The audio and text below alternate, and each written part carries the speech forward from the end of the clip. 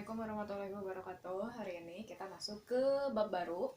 Setelah kemarin selesai bab logaritma sampai pertidaksamaan logaritma, hari ini kita masuk ke bab vektor. Lumayan banyak subbabnya, jadi kita bahas langsung aja ya. Jadi yang pertama itu, kalian di fisika udah belajar belum ya? Jadi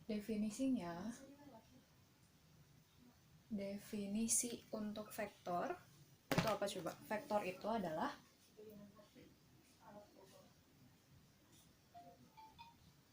besaran yang mempunyai nilai dan arah. Ini definisinya.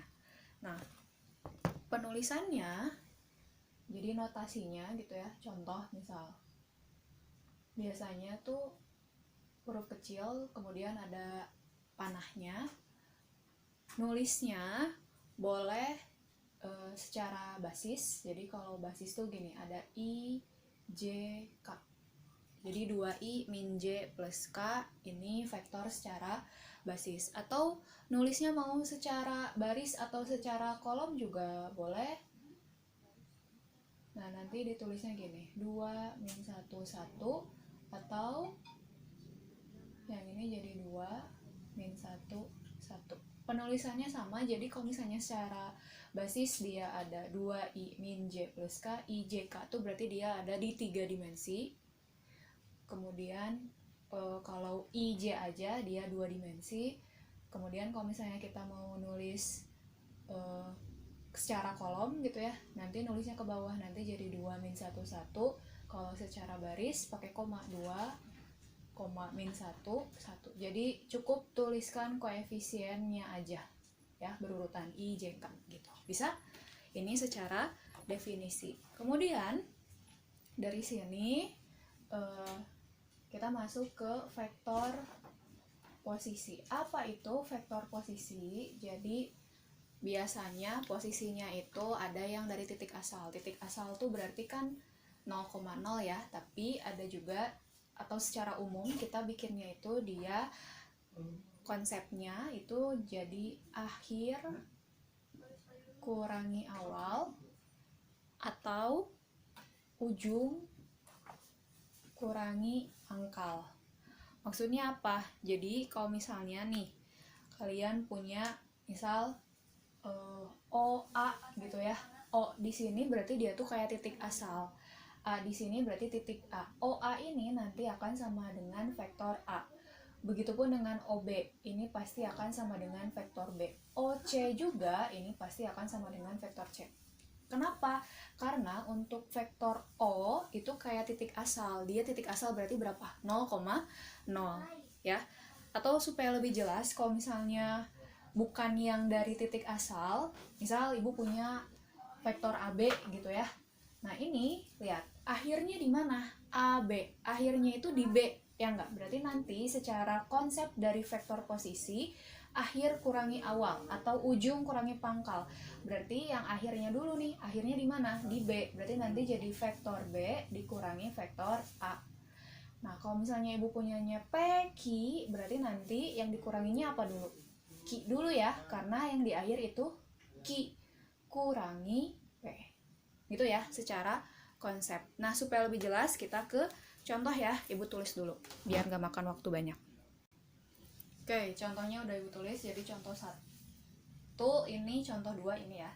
Diketahui vektor A, ibu nulisnya secara kolom ya.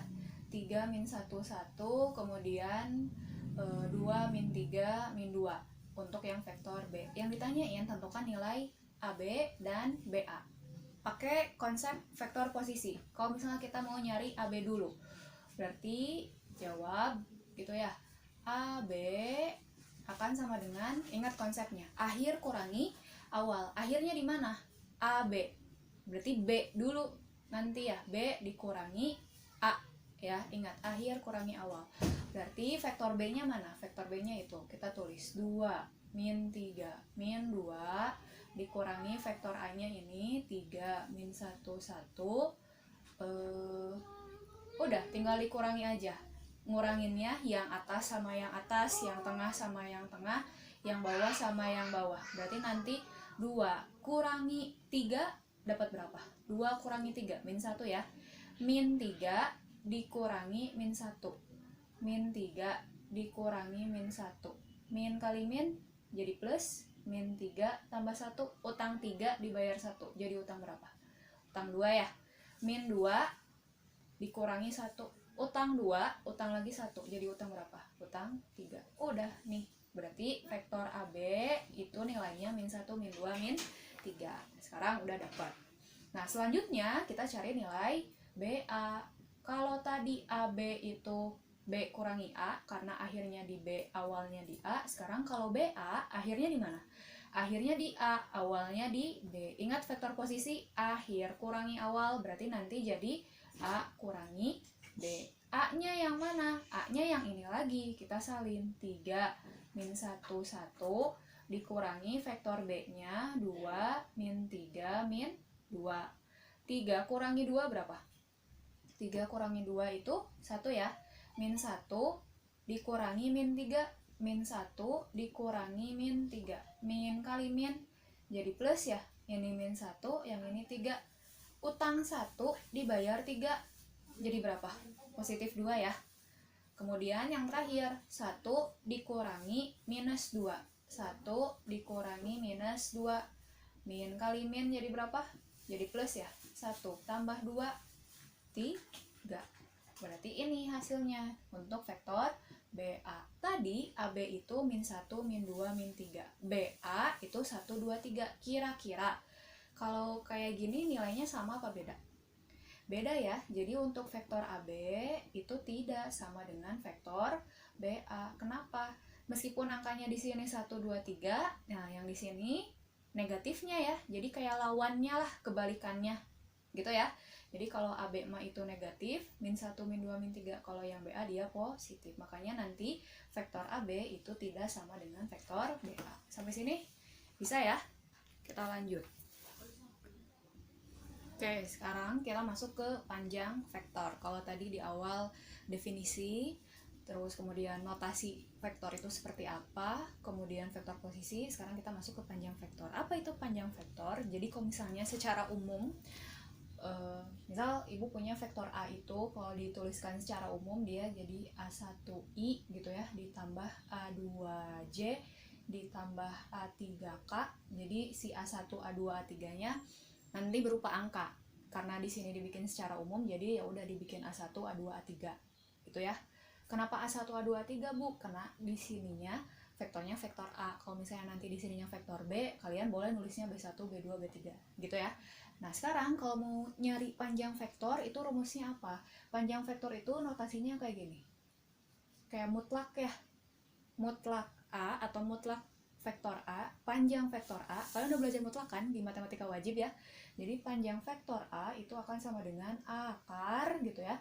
Ini kuadratin nih si koefisien dari I, J, K-nya masing-masing. Jadi nanti A1 dikuadratin tambah A2 dikuadratin tambah A3 dikuadratin. Gitu. Nah, supaya lebih jelas kita ke contoh soal ya. Ibu tulis dulu.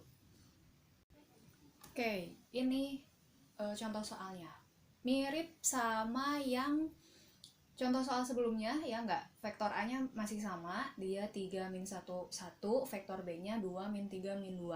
Kalau yang contoh sebelumnya kita nyari vektor AB dan vektor BA-nya, sekarang yang diminta itu panjang vektor AB dan vektor BA. Jadi langkah pertama pasti harus cari dulu AB dan BA-nya. AB dan BA-nya tadi kita udah dapet ya di contoh soal sebelumnya, nggak akan ibu bahas lagi. Jadi langsung aja, AB itu tadi apa? Min 1, min 2, min 3, ya enggak?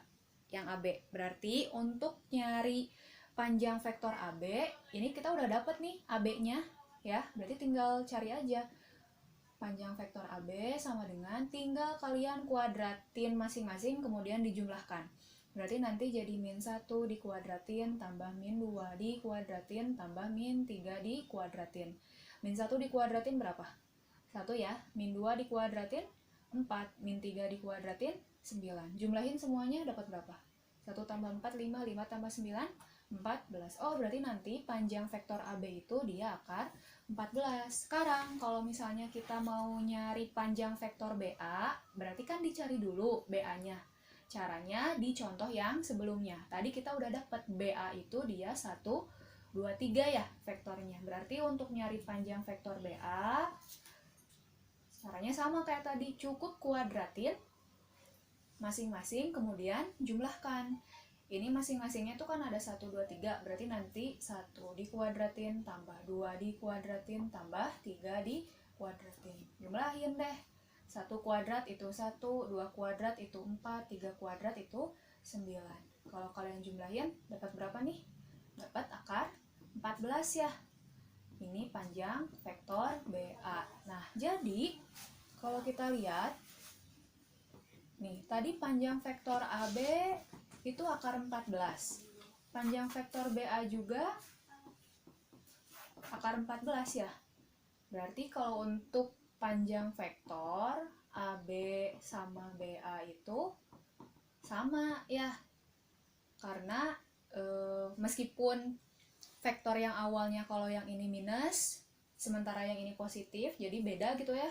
Tapi kalau kita nyari panjang, itu sama dengan catatan si vektor yang sebelumnya itu beda tanda gitu, yang satu positif, yang satu negatif gitu ya. Paham konsep untuk mencari panjang vektor.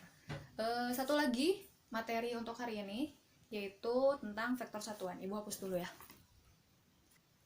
Oke, selanjutnya vektor satuan. Apa itu vektor satuan? Jadi vektor satuan itu adalah vektor dengan panjang satu satuan.